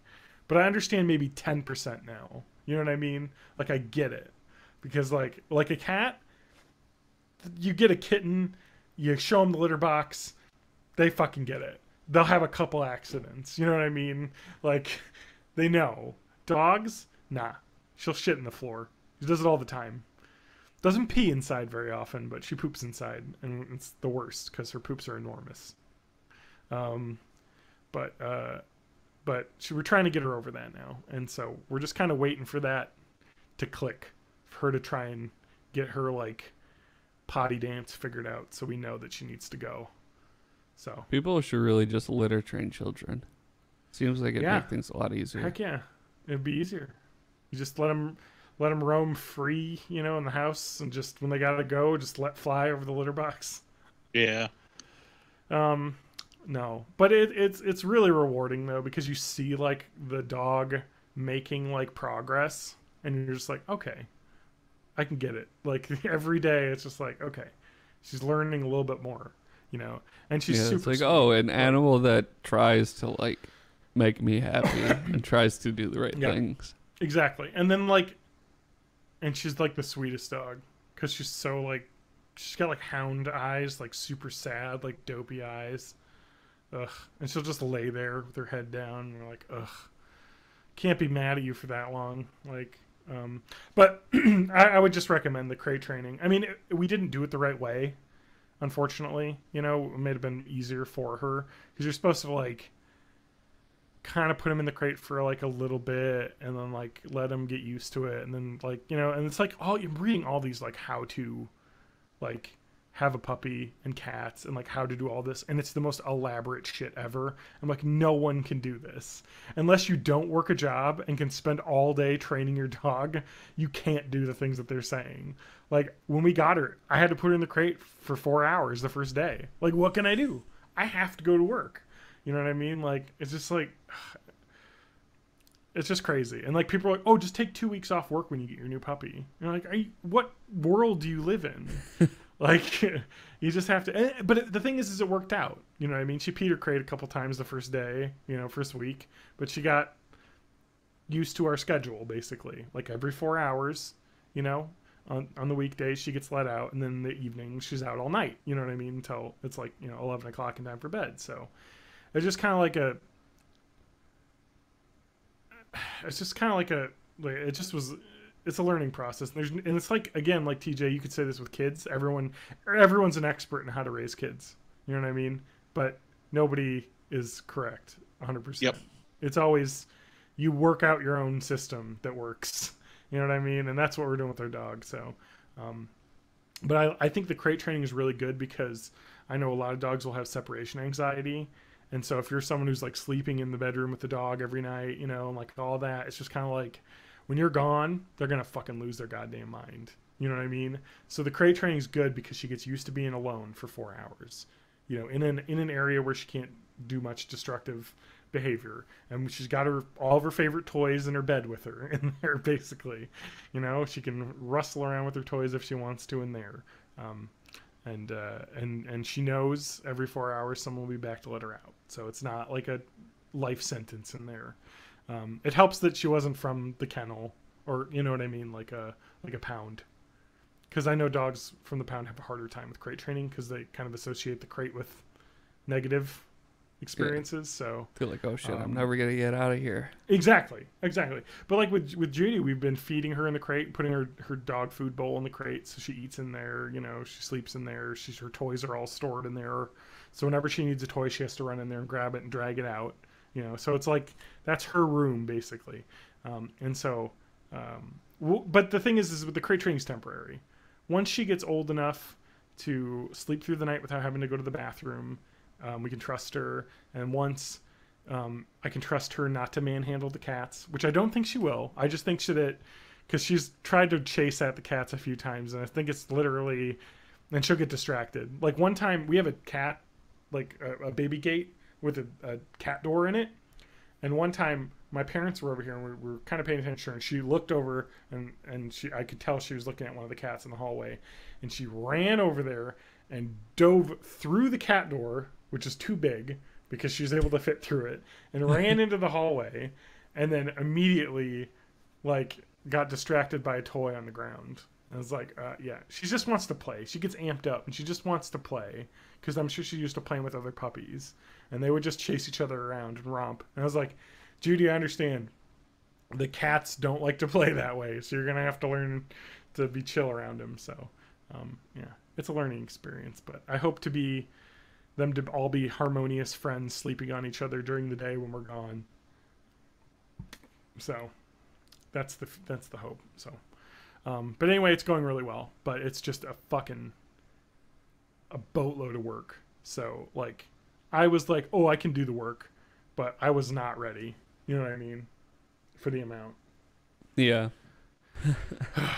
But it's going to be rewarding. And then, like, I talked to, like, you know, my coworkers that have dogs and had puppies, and they're like, yeah. And one of them's like, I'm never going to have a puppy again. I'm going to just get dogs that are like 6 months old to like a year. Because then you don't have to go through the housebreaking part. Putting in the work now is going to pay dividends exactly. later on. Exactly. Whereas when you get an older dog, you kind of roll the dice of like, you get whatever it was raised as. Yeah. Yeah. So right now we shitty owners, then it's probably going to have behavior problems. Yeah, and that's the other part that's stressful, is that like, and I'm sure it's the same thing with people having kids. Is it like, am I fucking them up for life by doing this? You know what I mean? I'm always worried because you'll read like guides and they're like, well, if you let your dog do this, it'll be really hard to stop him from doing it. And you're like, am I making them like have a bad habit for the rest of their life by doing it this way? And with dogs, the answer is definitely no, because they have obedience training and they have like dog behaviorists that you can take your dog to that will like scare your dog straight. You know what I mean? Like, I was looking into this, and they make like electronic collars that they're not like a shock collar. It's so crazy. Like they like, because I was worried. So I was like, and one, I read it online, people were like, just get an e-collar. And it's an electronic collar that has either like a dog whistle noise that irritates the dog that you can hit a button to do, or it has a spray, like a water mist onto their neck, which they don't like, or it has, you know, like, it's not a shock, but it's like, you know, those weird like muscle tensor things that are electric that like make your muscles contract or whatever when you turn. Like still electricity, but it's just like electrodes, where it just activates your muscles. It's like those weird like muscle tensor pads or whatever. So it goes on their like neck, and it makes their like neck muscle tighten, and they don't like it. And so it's like a thing. Then people are like, if the dog chases the cats and you can't stop them, put the collar on, and once they start chasing you, do that. They'll be like, okay, running means that feeling in my neck, which I don't like, and they'll stop like dead.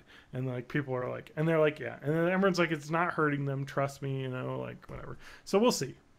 I don't think it'll come to that because we're doing really good right now. But like, there's always options, and then like it's like kids, man. Everyone knows how to do it. You know, they're just saying, oh, I did it the right way. You got to do it my way.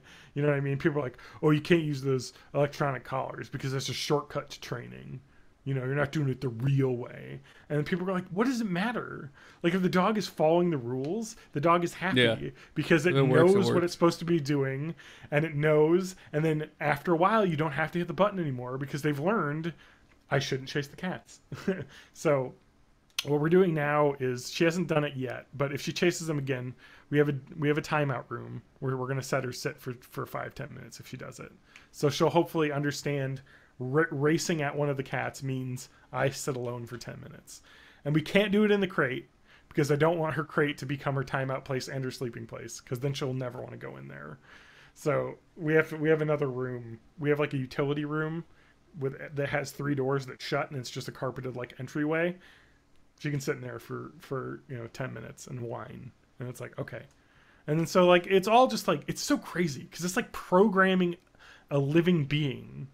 You know what I mean? Because it's just like, if and we're doing this thing now where we have the little wall where the cats will sit, and then they'll like get close to the wall, and she'll sit there and get close to the wall. And when I see her, like her ears kind of perk up and she gets like fixated, I'll say, look at me, and then I hand her a treat, and then she'll eat that. So she's now associating, I get a treat if I stop paying attention to the cats. And so we're like trying to hardwire that in right now. So, and that's been working really well, because now I'll say, look at me, and she'll immediately like, what? Like, oh shit, all right, sorry, I shouldn't look at the cats. So, and then hopefully eventually the cats will come up and sniff her, and they'll like lick each other and want to be like best pals, which is fine. But it's just hard.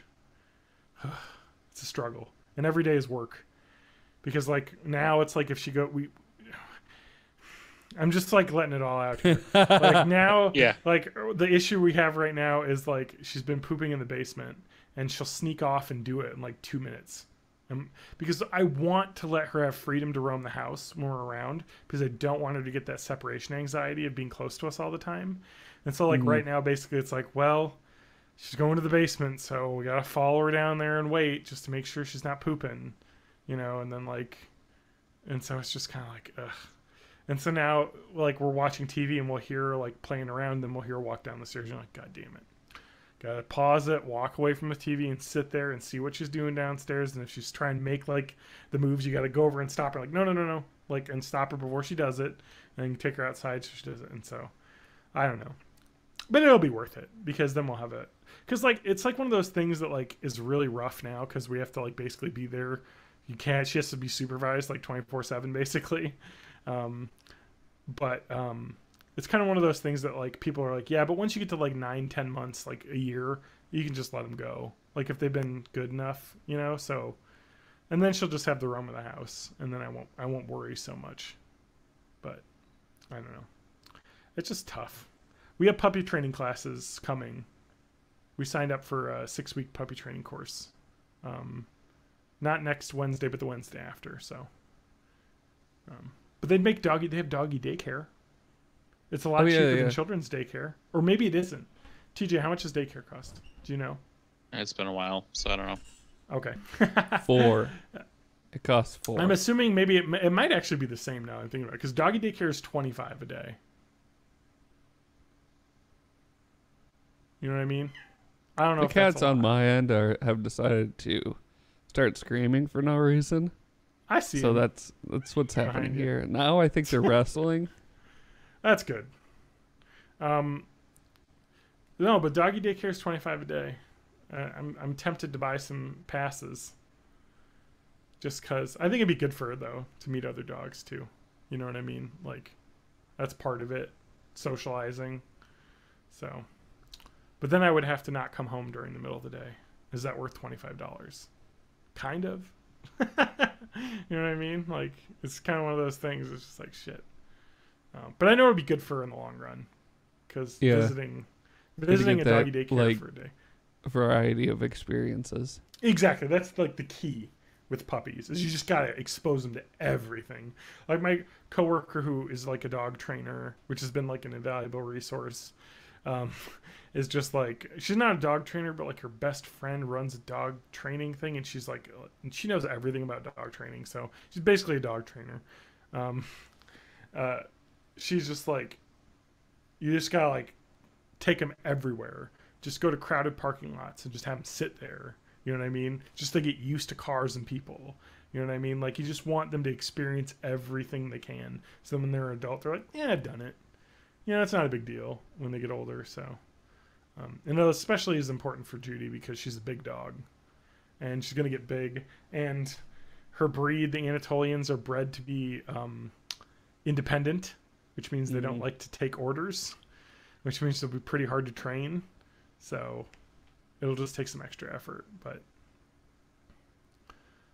it's because they're like bred to make their own decisions, basically. Because they're like a breed. The Anatolian Shepherd is a breed that's like a Turkish breed where they let them out with the goats at night, and they're just like, you figure it out. Yeah. There's no shepherd or anything. The dog takes care of them. So it's kind of like one of those things. It's like, yeah, they're not easy, but that also means we don't have to worry about like separation anxiety as much because they're bred to be pretty independent. So she'll know what to do. You know, we just got to make sure we train her. Ugh. Anyway. So if you are thinking about getting a puppy and you're like me, you're like, oh, well, I work 10 minutes away from my house so I can go home during lunch and like let the dog out if need be and like that. Yeah. Okay. But it is a fucking ordeal. Like, it is a lot of work and they depend on you. Like, she would die without me, basically. You know what I mean? Like, it's just like, ugh.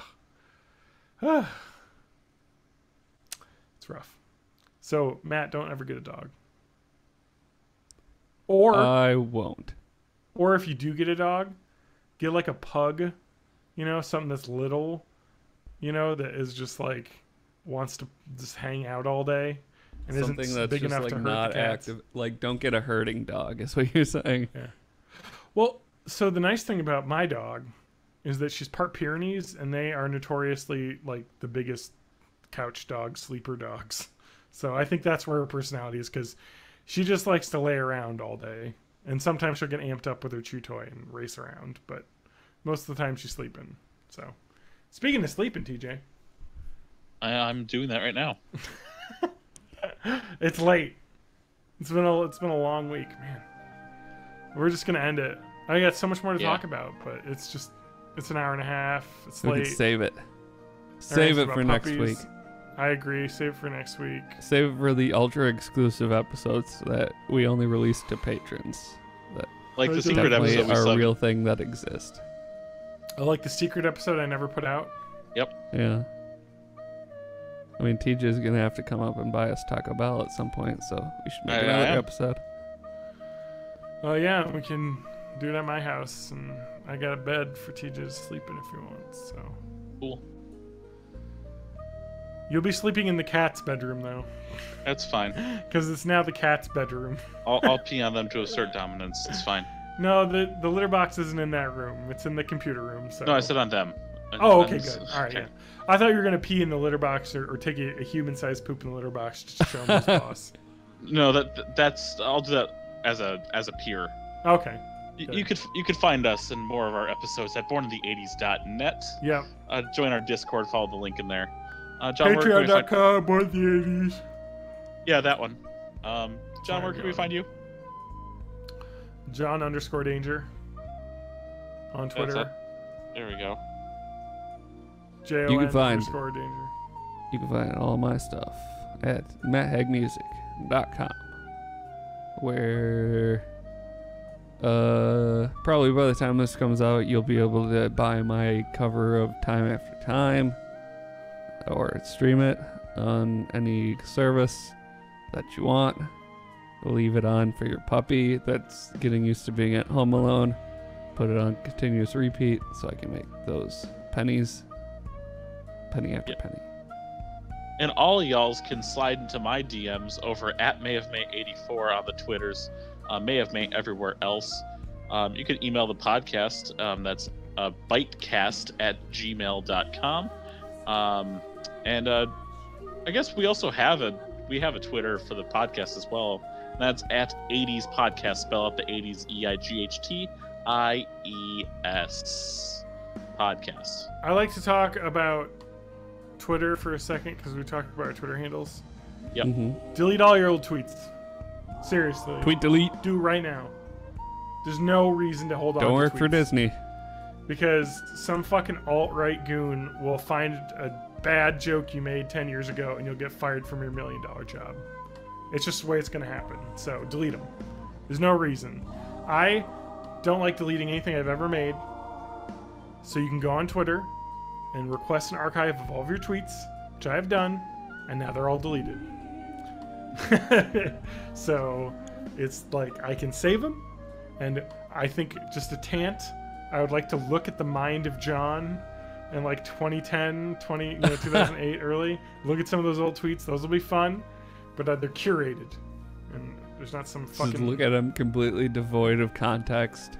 Exactly, because there's some really dumb shit I tweeted back then, but like in a funny way. Like, why would you tweet this? Like, nobody gives a fuck about like how you're making popcorn in your dorm fridge or your dorm like microwave. Like, anyway, that's it. I think. All right. Bye-bye, everyone. Bye. Later, dudes. Later, skaters.